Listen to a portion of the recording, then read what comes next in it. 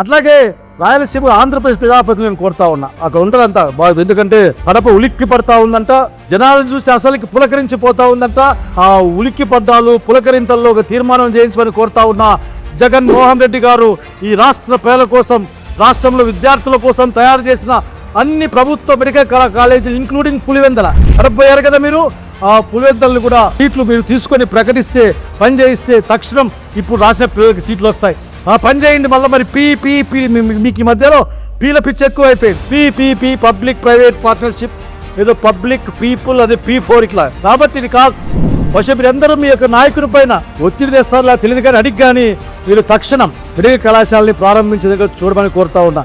అట్లాగే రాయలసీమ ప్రజానీకాన్ని కోరుతా ఉన్నా, అందరినీ కూడా. అనంతపురంతో కలిపి మీరు చాలా పెద్దగా మాట్లాడతారు, అంత గట్టిగా మాట్లాడే శక్తి మాకు లేదు, అలవాటు కూడా లేదు. అనంతపురానికి ఇచ్చిన ఎయిమ్స్ని, అఖిల భారత వైద్య విజ్ఞాన సంస్థని 13లోన దాన్ని తీసుకెళ్లి ఈరోజు మంగళగిరిలో పెట్టారే.